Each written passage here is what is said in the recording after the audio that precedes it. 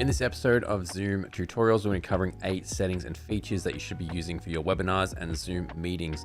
Some of these features are brand new to Zoom on the latest update, so we're going to be checking out some of those new features in this video as well. First, we have Zoom surveys, and these are a pretty new feature in Zoom here. There's Zoom surveys and there's Zoom polls and quizzes. So I'm going to take a look on where to find it and how to use it. You're going to need to go to your Zoom settings, so to find them, and you need to go to this gear icon, and you'll scroll all the way down to the bottom here where it says view more settings, and you want to click that button. That's going to take you to the web portal for Zoom, and you're going to be able to see all your Zoom settings here. And on the left hand side, you're going to notice these tabs, and look over on the side here where it says surveys. Once you click that one, you can scroll across here and you can see all the different surveys, quizzes and polls that you have currently. So I've created one here just to show you just a quick demo of what you could create. Once you create these surveys, these polls and these quizzes, you can share them during your meeting, after your meeting, and even before your meeting. You'll get a link once you finish and you save them.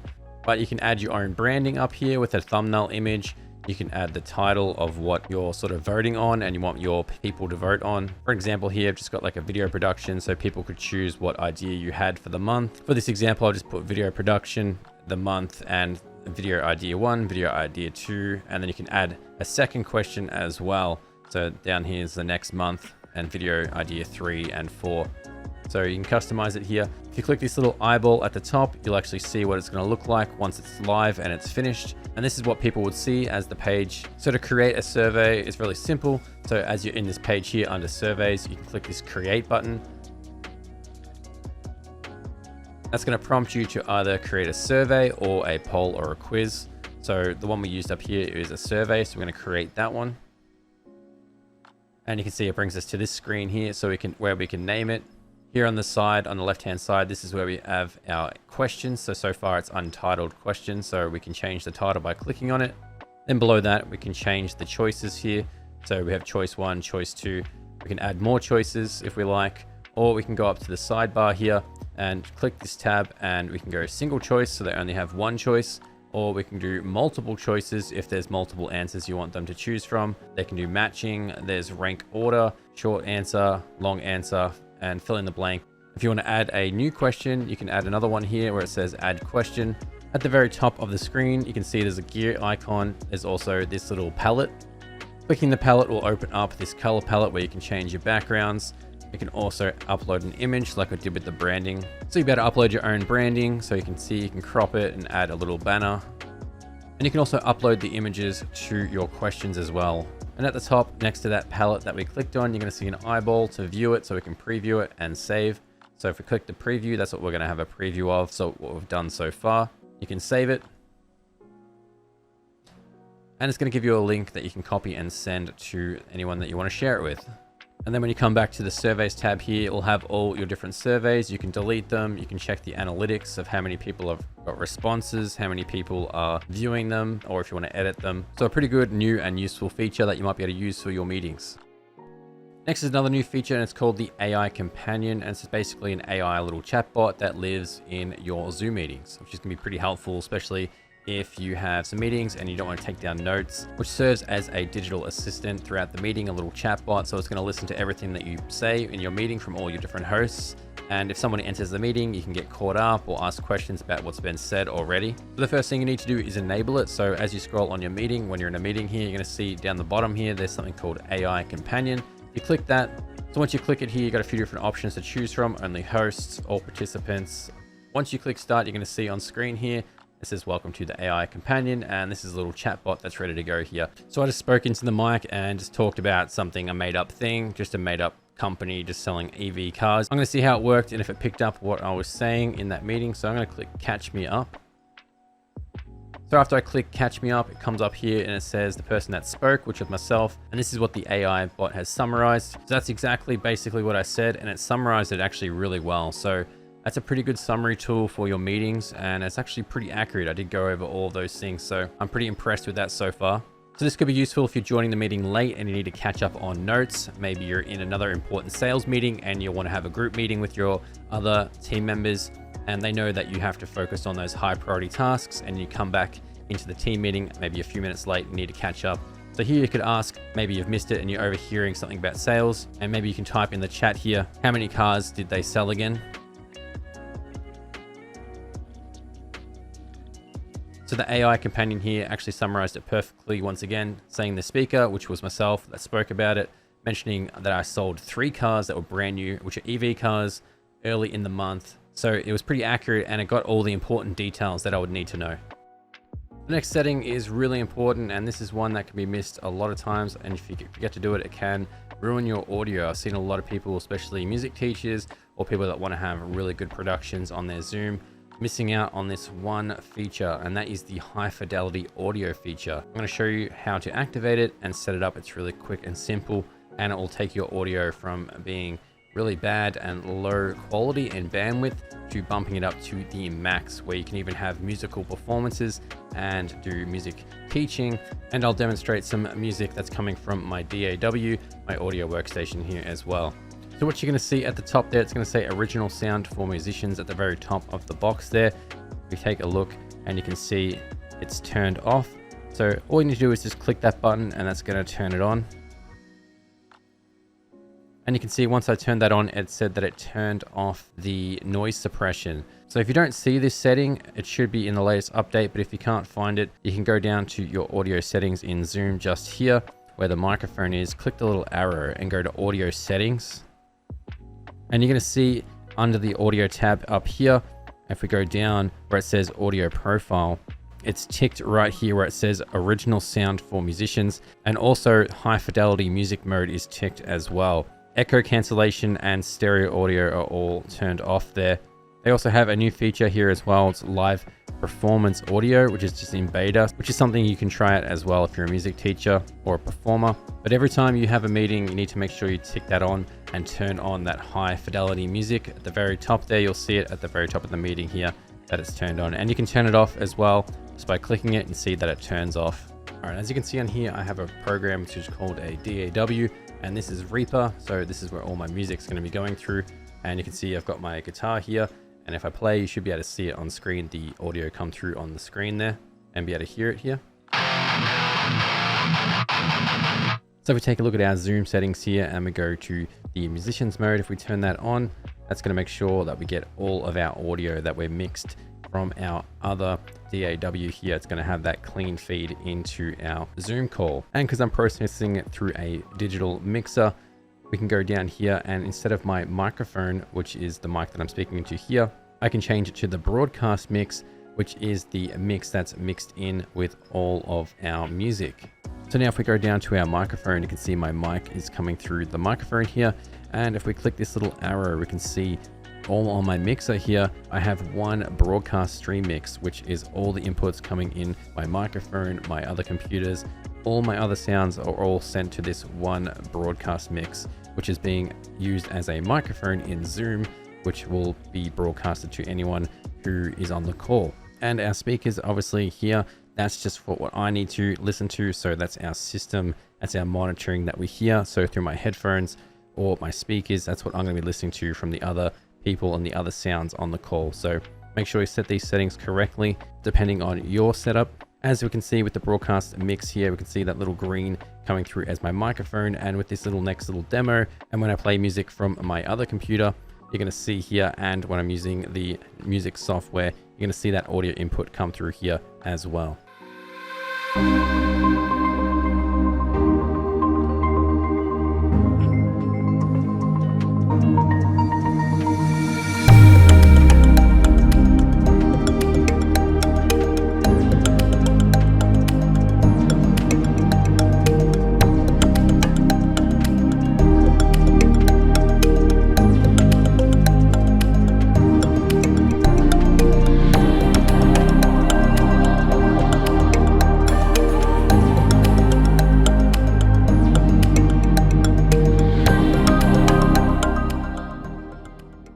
The next setting and feature that's just been rolled out, which is pretty interesting, is called Zoom Clips. So to find this one here, this is sort of like Loom, if you've ever used that, or any sort of recorder, but it could be useful if you're doing meetings and you can incorporate, maybe you had a meeting with your different whiteboards and you want to go back, and while you're fresh on that idea of that project, you can just quickly jump on here, create a clip, with any of those whiteboards or anything, or any of the share screens or projects that you're working on here. So to create and access your clips, you want to go up to the home screen here before you enter a meeting. Up the top, you can see we've got home and all of our tabs up here, and you'll see this new one here. It says clips.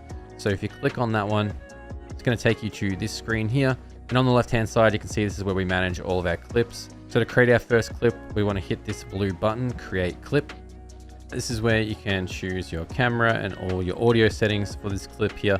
So this is the settings here that you can choose and customize all your settings. So at the top here is what's going to be previewed. So this is what's going to be recorded. So at the moment, we've got a camera and a share screen. So if we click this button here where it says screen 1, it's going to bring us up to all the screens and windows that we have open that we want to share screen with.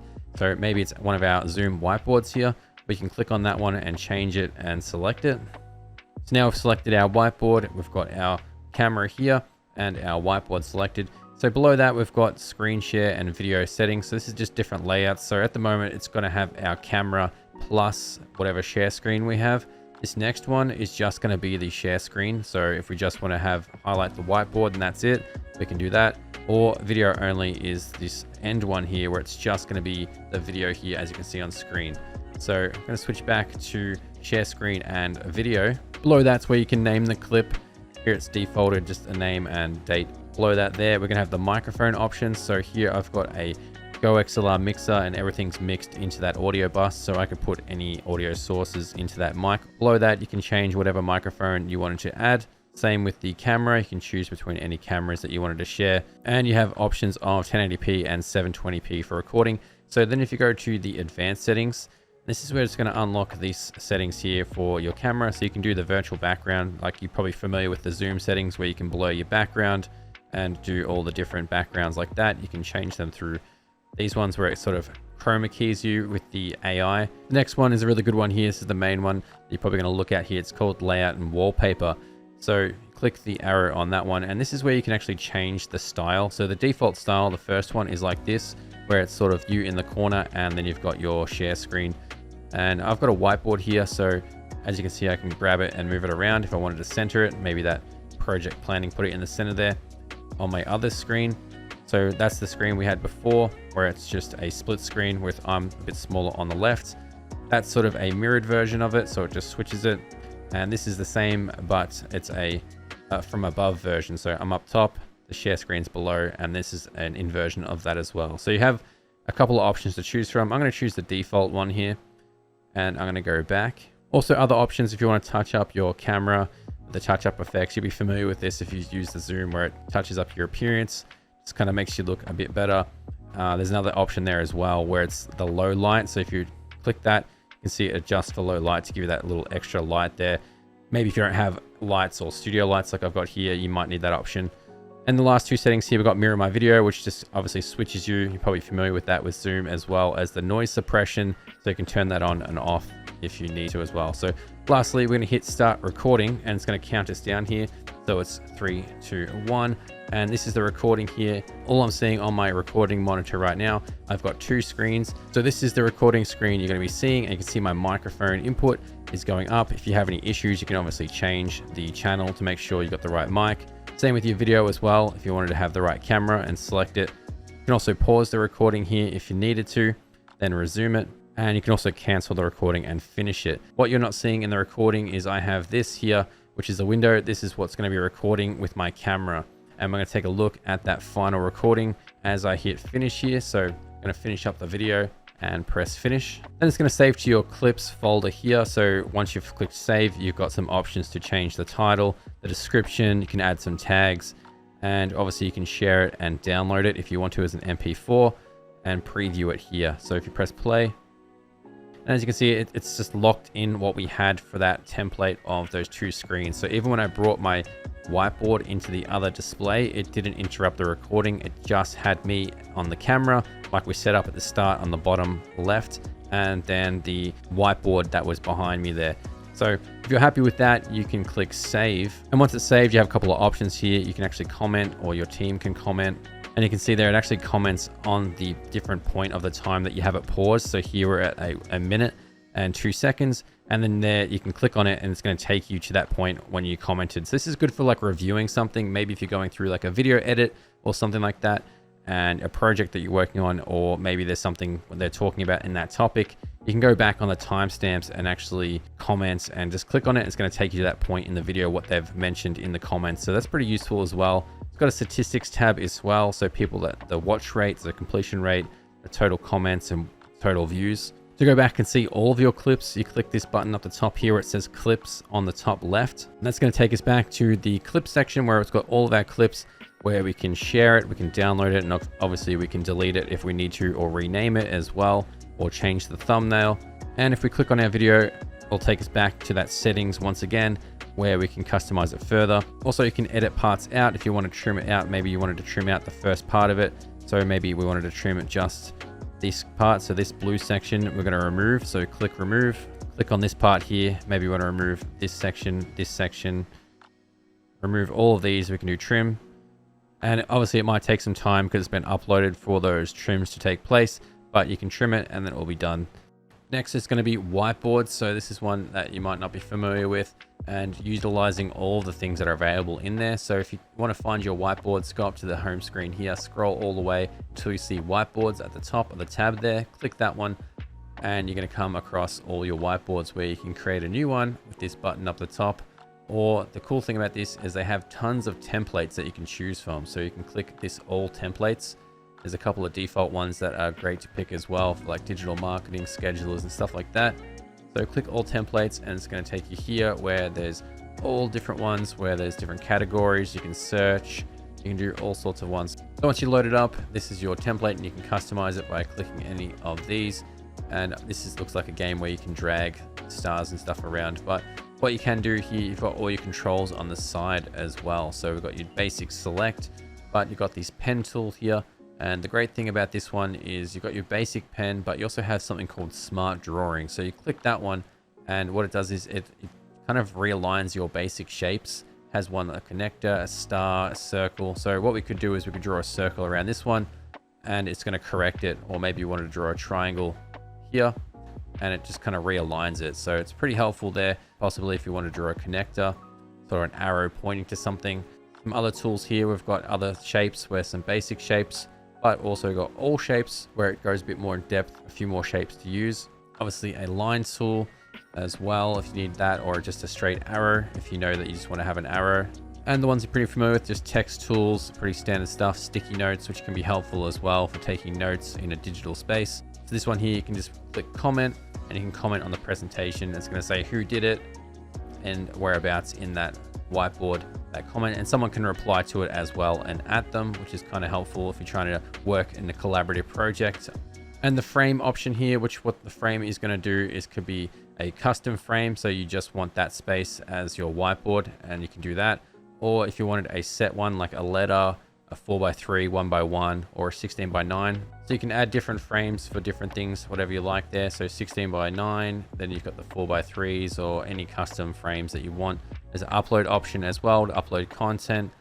So if we go down to more tools here, there's something that's pretty cool. It's called the mind map. So if we click that one, it's going to bring it up here. And we've got where we can just add text and we can just add connectors for whatever we're doing. So if you go to something like that, where it's content production, you could add a little connector here and you can do something of the process where you go through it. So maybe you start off with brainstorming, so ideas, and maybe you go to the next one and you can add these little connectors here. It's just going to automatically generate the next one to queue it. So maybe if you go the next part, maybe it's doing the script. So you can click on this one and click that little plus icon and it's going to split it into two here. So you can go script and then maybe you do the show outline at the same time. So there's lots of other features in here as well. You can go through them all. We can add cards, charts, all different things. So it's pretty useful for your whiteboards. So for this next setting on this list here, it's going to be for embedding a YouTube video within your whiteboard. So if you're unfamiliar, you can actually embed any YouTube link or any video link into your whiteboards. So this is how to do it. To embed your video from YouTube on your whiteboard, you want to go to the left on your whiteboard here where the toolbar is. Scroll all the way down to the bottom where it says more tools. Click on that one. It's going to open up this menu here and click on the last one, which says embedded content. You're going to have this on screen here. So now you want to go over to YouTube. I'm just on our YouTube channel, Not Corrupt Media. I'm just going to click on the video on our show reel. So click on the video, click on any video that you want to use, and to actually embed it, you want to go to the top at the bar where it's the YouTube link, and you want to copy this link. Once you copied the browser link, you want to go back to this screen and just paste it into this box. Once you paste it in, click the blue button Embed, and you can see it's added in the YouTube video here into this little box, which you can resize if you want to. You can make it bigger, you can make it smaller, you can move it around to anywhere on the whiteboard, and you can press play by just clicking the play button.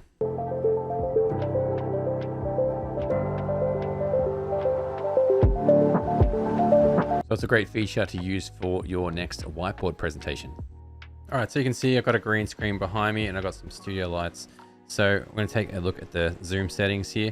So what you're probably familiar with when you go to your zoom settings, what most people do to get a green screen is they go down to the little tab here on video, they click the arrow, and then they go up to the choose virtual background. So once they click that, it takes them to this area here where they've got the different backgrounds where they can choose. Where there's the blur background, you can see it's quite blurry. Doesn't look the best, but it's something. And we have these different backgrounds, and something that's probably common that you'll see a lot is the AI. See how it's not very good of a chroma key? So the effect behind me where it's kind of cutting out, it's called a chroma key.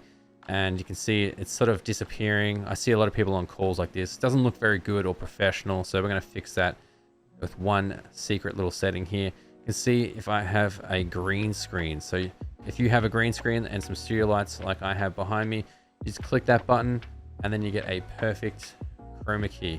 So you're not relying on the computer to have like AI to remove it. You get a better looking video like this. Make sure you choose that, but also don't forget to click this button here. So there's a color picker. So what you want to do is you want to click that. Currently it's set to a dark color. Looks like it's set to black or gray. So here you can see the color picker on the screen as I'm moving it around here. To make sure that you don't get any shadows or the best effect, you want to pick the darkest green possible. You can see there are some shadows here in my green screen, so there are some lighter greens at the top. So if I pick a darker green down the bottom, it's going to give me a better chroma key and a better cutout from behind there than if I had to pick some of the lighter colors. So you always want to pick the darkest shade of green on your green screen if you don't have a complete even light. So ideally you want to have an even light on your green screen. The better the lighting, the better. So make sure that you choose the color and you click I have a green screen for the best results. The last setting here is going to be advanced screen sharing. So make sure that you can do some cool things. So I'm going to go over that. So you may be familiar with when you share screen, you click that green button there down at the bottom and you get different windows to share screen on the basic version here where you've just got these screens. But you can also click this button here where it says advanced, and that's going to give us some extra options here that you might not be aware of. So what we have here, we've got a portion of a screen. What that one does is it only selects a tiny portion of the screen. It's better for security purposes if you only want to share a tiny bit and you don't want to share your whole desktop. So what will happen is you'll have a little green box like this, and that's what it's sharing, is just that green box. And you can see when you move it around, it turns orange. So maybe we wanted to share just this part of the screen. What we can do is we can expand it and it's just going to share that, and we can close it. So anywhere we move this box, it's going to share that part of the screen. If we wanted to make it bigger, like we said, we just drag them out from the sides like that, or we can drag the corner and make it almost full screen. And once it goes green, it starts sharing again. So we also have computer audio, which is a good one if you don't have a advanced setup with a digital mixer or a hardware mixer like I've got here. Maybe you want to share some video or audio music. That's an option here as well. It's just going to use your desktop audio. It's a basic way of doing it, but it does work for a lot of situations, and you can do mono or stereo with the high fidelity mode there as well. So if you want the highest version of the audio to come through, click the stereo high fidelity and select that one when you share. Also got options to share a video as well.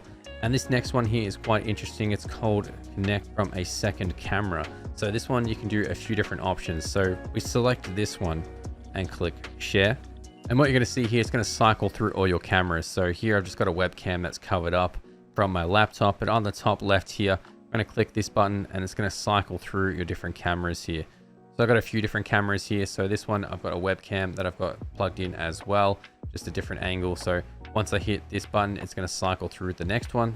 So this should be my virtual camera in OBS, and one way to use this, if I've switched to this camera, probably the best way you could use this is you could use this with OBS. So I'm recording everything into OBS Studio, and I'm using a virtual camera. It's switched on currently right now, and I'm using the cam link for my webcam. But if I change my OBS scene, which you're going to see in a moment here, if I switch my camera to the Elgato, which is capturing my other PC, you're going to see a different screen. So in OBS, if I hide my video here on the screen, now I've switched to my desktop, which is my second PC. And so you're not going to see it on here on screen, but everything in Zoom right now is actually capturing from what you're seeing on screen here. So this is all being broadcasted into the Zoom call. So what I could do is I could shrink myself down in OBS, create different scenes, and it would look like this in OBS. I could have all different things. I could have different scenes. I could switch to different scenes, full cameras. And so you could do whole productions like this within Zoom and using multiple computers and this projector here. So it's very useful. It gives you a bit more advanced options when you're trying to share screen, especially if you're trying to change cameras. Maybe you have a couple of different camera setups, a couple of different capture cards, and you can use that setup as well. Thank you for watching this video. Hopefully you found these tips helpful for your next Zoom presentations, calls, and your meetings. If you do need any help setting this sort of stuff up or some AV work with audio and video, I do have time available that you can click on this link on our website, which will be down below. We'll leave a link. Go to this page where it's got a booking calendar, go through it, select your time that suits you on the calendar, and you can book straight through there, and we'll jump on a call and we'll be able to help you out. So thank you for watching, and we'll see you in the next video.